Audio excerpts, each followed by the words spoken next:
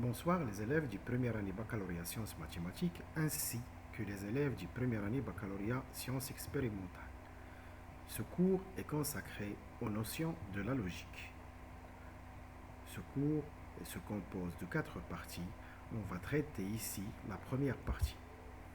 Ce chapitre est consacré aux notions de la logique. Nous allons définir ce que sont les propositions et voir quelles sont les relations entre plusieurs d'entre elles.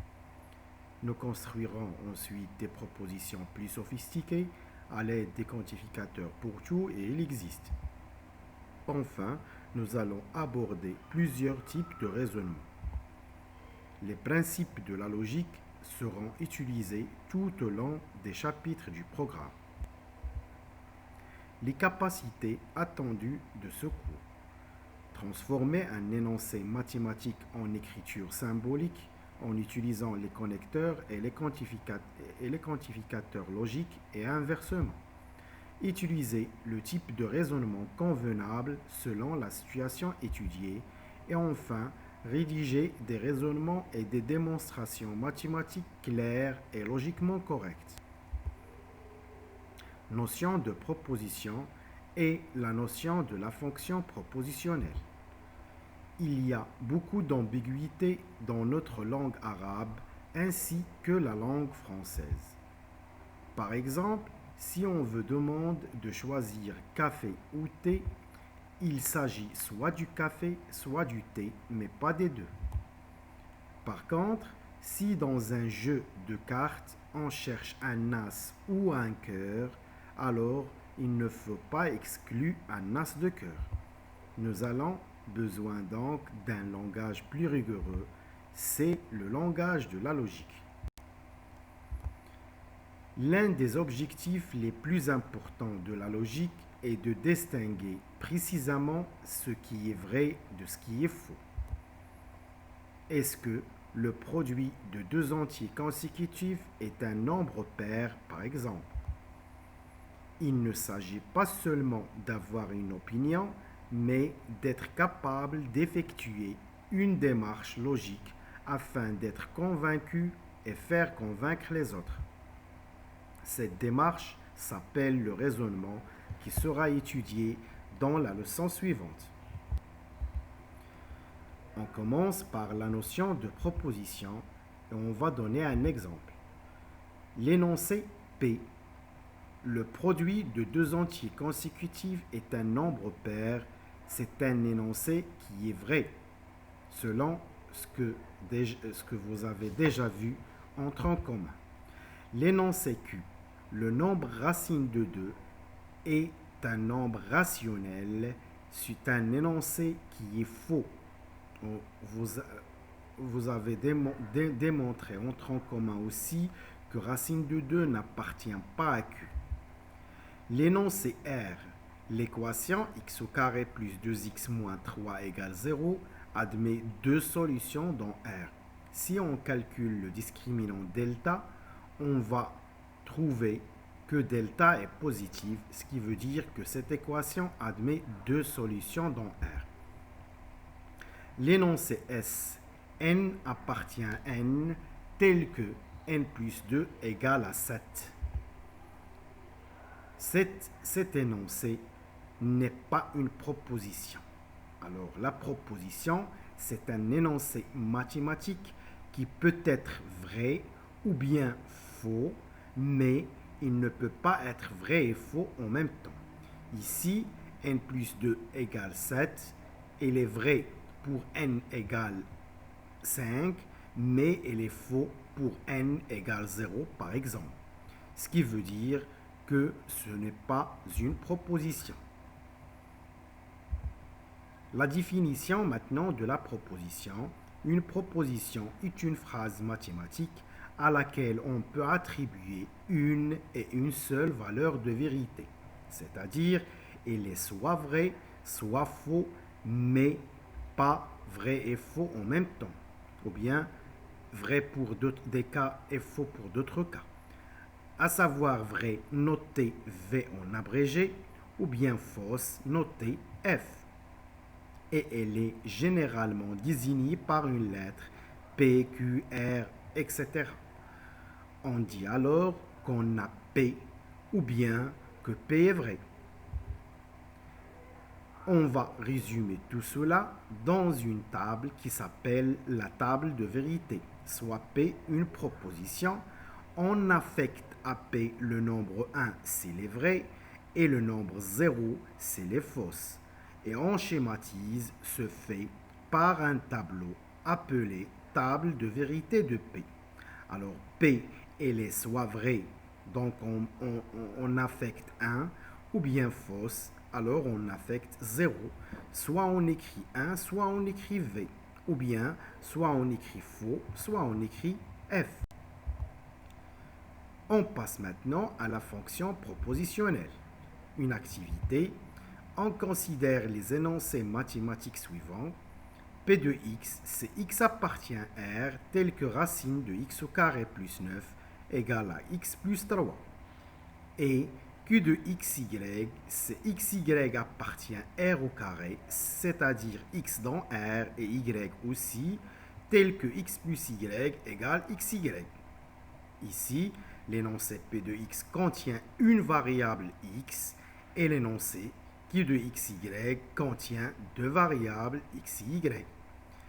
Dans la première question, on veut déterminer la valeur de vérité. C'est quoi la valeur de vérité? Est-ce que cet énoncé est vrai ou bien il est faux?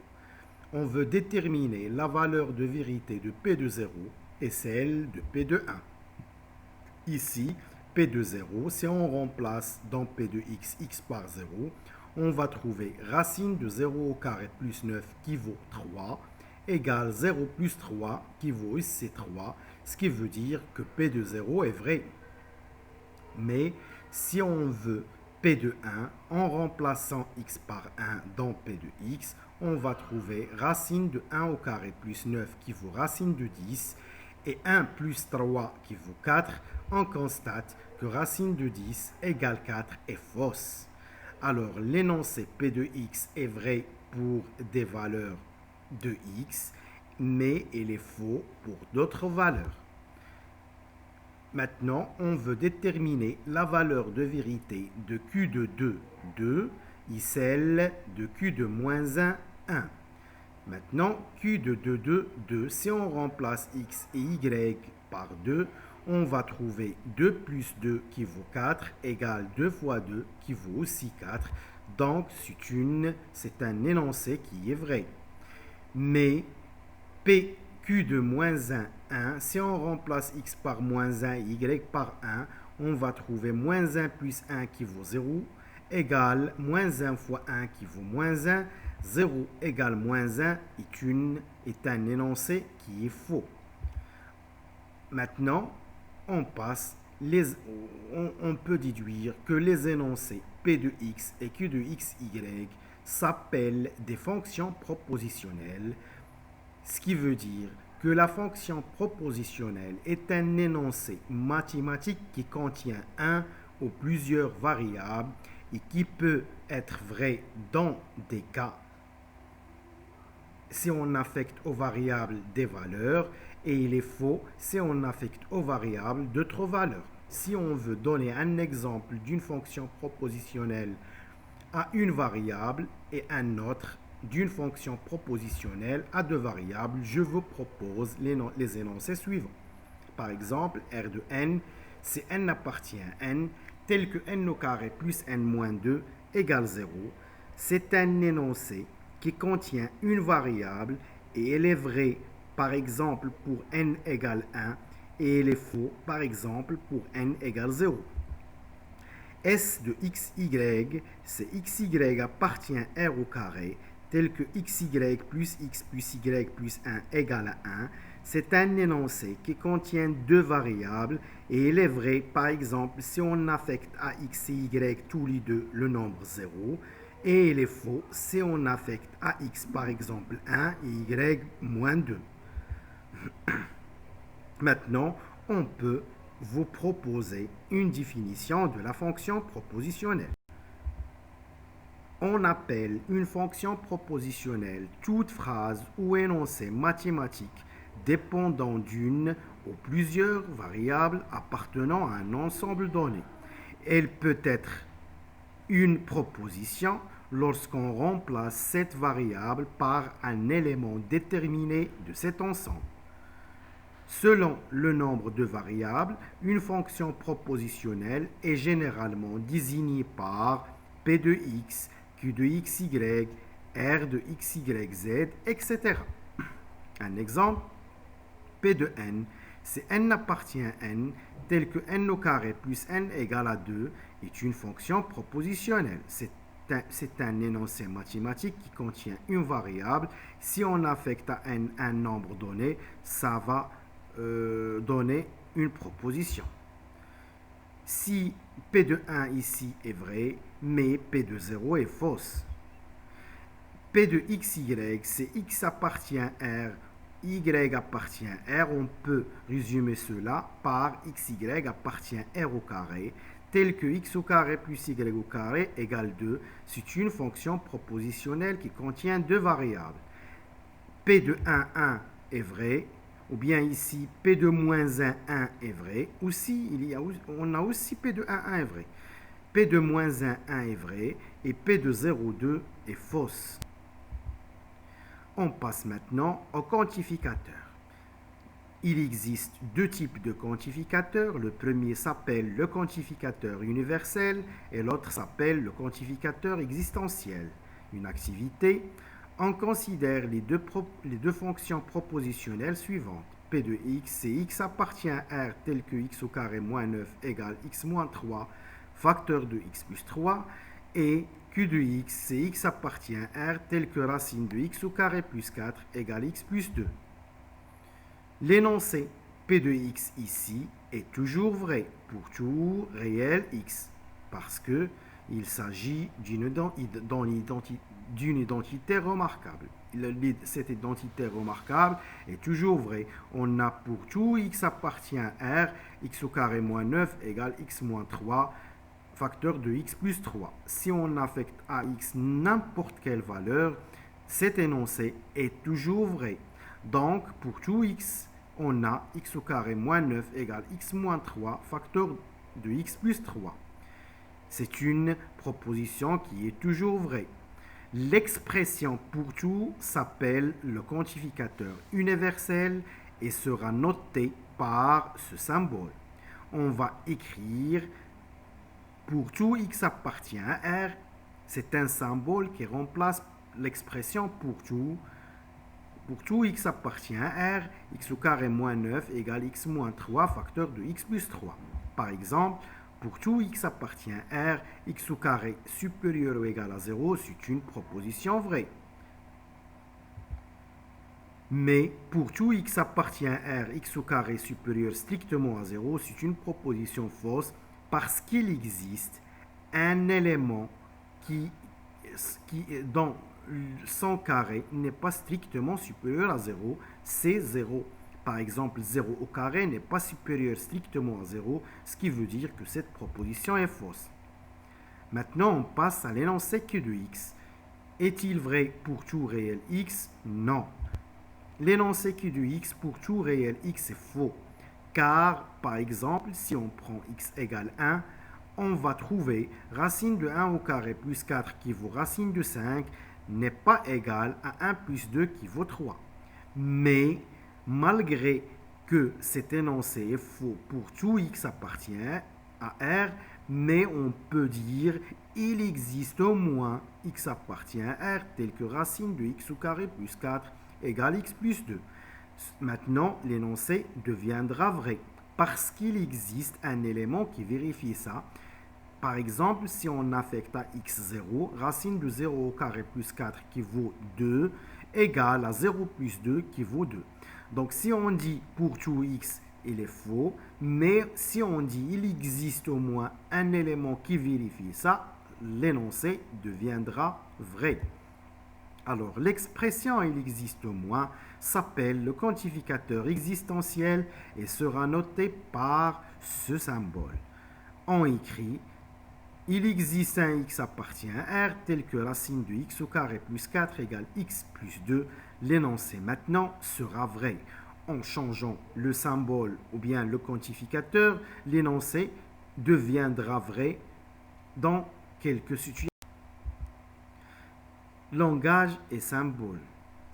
Soit P de x, une fonction propositionnelle d'une variable x d'un ensemble E, à partir de la fonction propositionnelle x appartient à E en a P de x, on définit la proposition, celle-ci, qui se lit il existe au moins x appartient à E tel que P de x, et qui est vrai lorsqu'on pourra trouver au moins un x appartient à E qui vérifie la propriété P. Le symbole suivant s'appelle le quantificateur existentiel. La proposition qui suit, qui se lit quel que soit x appartient à E, on a P de x, ou bien quel que soit x appartient à E, on a P de x, et qui est vrai lorsque tous les éléments de E vérifiant la propriété P de x. Le symbole suivant s'appelle le quantificateur universel. Un exemple, la proposition P, il existe un réel x tel que x au carré égale 4 est vrai. Parce que si, par exemple, on prend x égale moins 2, donc l'existence est garantie. La proposition Q maintenant, pour tout réel positif x, on a x au carré supérieur ou égal à x. C'est une proposition fausse parce qu'on pourra, si on affecte à x le nombre, par exemple 1 demi au carré c'est 1 quart, n'est pas supérieur ou égal à 1 demi, ce qui veut dire que cette proposition est fausse. La proposition R maintenant, il existe un x appartient à R tel que x au carré égale moins 2, c'est une proposition fausse parce que le carré de n'importe quel nombre réel est toujours positif. On passe maintenant à la proposition à plusieurs quantificateurs. Par exemple, la proposition P, pour chaque entier naturel, on peut trouver un entier naturel strictement plus grand, peut s'écrire sous la forme ou bien avec les symboles comme suit. Pour tout n appartient à n, il existe un m appartient à n tel que m est strictement supérieur à n. Cette proposition est vraie parce que si on prend n'importe quel entier naturel, on pourra toujours trouver un autre entier qui est plus grand que le premier. La proposition Q maintenant, il y a un entier naturel plus grand que tous les entiers naturels, peut s'écrire sous la forme il existe un m appartient à n tel que pour tout n appartient à n, on a n est strictement supérieur à n. On constate ici que les deux propositions sont presque semblables, mais le seul changement entre la première et la deuxième, c'est l'ordre des quantificateurs. La première proposition est vraie, la deuxième est fausse. Donc, si on change l'ordre des quantificateurs qui n'ont pas la même nature, alors la valeur de vérité de la proposition peut être changée. Donc, si on permute des quantificateurs de même nature, la signification de la proposition ne change pas, mais si on permute des quantificateurs de nature différente, la signification de la proposition change. Attention, l'ordre des quantificateurs qui n'ont pas la même nature est important. Maintenant, on passe au connecteur logique. Et on commence par la définition d'un connecteur logique. Un connecteur logique est une opération qui a deux propositions associées une troisième. On commence par la négation d'une proposition et on va voir une activité. Nier chacune des propositions suivantes et donner la valeur de vérité de la proposition et sa négation. Nier, ça veut dire donner la négation. La première proposition, P 2019 est un nombre pair. Vous savez tous que c'est faux parce que 2019 n'est pas pair. La négation de P, c'est 2019 est un nombre impair. P est fausse, mais Sa négation est vraie. Q maintenant. Cette séance est une séance de physique, ce qui est faux. Donc Q est fausse. Sa négation maintenant, cette séance n'est pas une séance de physique, ce qui est vrai. Donc la proposition P est fausse, mais sa négation est vraie. La proposition R maintenant. P appartient à Q. C'est une proposition qui est fausse, sa négation est P n'appartient pas à Q, alors sa négation est vraie. L'énoncé S maintenant, N est inclus dans R, ce qui est vrai, parce que R toujours contient les éléments de N. Sa négation est N inclus dans R, ça veut dire pour chaque X, ou bien pour chaque N appartient à N, on a N appartient à R, sa négation est il existe un N appartient à N, il existe un N appartient à N, tel que N n'appartient pas à R. Sa négation est fausse. L'énoncé T, racine de 2 plus 1 inférieure strictement à racine de 3 moins 1. Racine de 2 plus 1, c'est presque 2,2. Racine de 3 moins 1, c'est presque 0, ce qui est faux. Sa négation est racine de 2 plus 1 est supérieure ou égale à racine de 3 moins 1, qui est fausse. C'est un énoncé qui est faux. L'énoncé U, racine de 2 plus 1 au carré égale 2 racine de 2 plus 3. Si on développe racine de 2 plus 1 au carré qui est une identité remarquable, on va trouver 3 plus racine de 2, d'où l'égalité est vraie. Ce qui veut dire que U est vrai. Sa négation est racine de 2 plus 1 au carré est différente à 2 racines de 2 plus 3, qui est faux. Donc, la correction est déjà faite.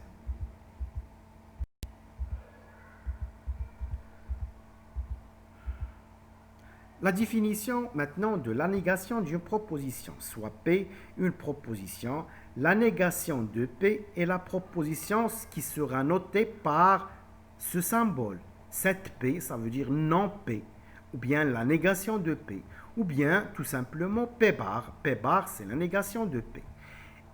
Et la négation, elle est vraie si seulement si P est fausse, comme le montre le tableau de vérité de la négation non P.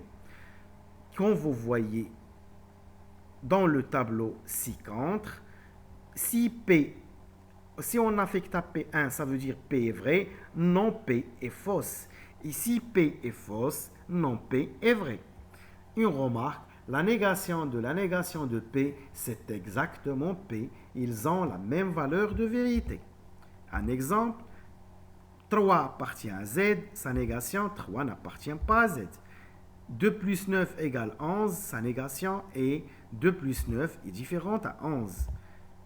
2 fois 9 est inférieur strictement à 11, sa négation est 2 fois 9 est supérieur ou égal à 11. 2. L'ensemble qui contient 2, 9, 11 inclus dans N, sa négation est il existe un N appartient à l'ensemble qui contient 2, 9, 11 tel que N n'appartient pas à N. Maintenant, on passe à la négation de la proposition quantifiée. Intuitivement, la négation de pour tous les éléments de l'ensemble E vérifiant la propriété P est il y a au moins un élément de E qui ne vérifie pas P. Et la négation de il y a au moins un élément de E pour lequel la propriété P est vraie et pour tous les éléments de E, la propriété P est fausse. Formellement, la négation de pour tout, c'est il existe. Et la négation de il existe, c'est pour tout. Donc la négation pour tout x appartient à E, on a P de x et il existe au moins x appartient à E tel que non P de x. Et la négation de il existe au moins x appartient à E tel que P de x et pour tout x appartient à E, on a non P de x. La règle à retenir est la suivante. Pour nier une expression commençant par il existe, on transforme il existe en pour tout et on nie ce qui suit. Et pour nier une expression commençant par pour tout, on transforme pour tout en il existe et on nie ce qui suit. Exemple, la négation de pour tout entier naturel n, on a n au carré supérieur ou égal à n et il existe un entier naturel n tel que n au carré inférieur strictement à n. La négation de il existe un réel x tel que x au carré égale 0 et pour tout réel x, on a x au carré est différent à 0. La négation de pour tout x appartient à R, il existe y appartient à R tel que x plus y égale 0 et il existe x appartient à R tel que pour tout y appartient à R, on a x plus y est différent à 0.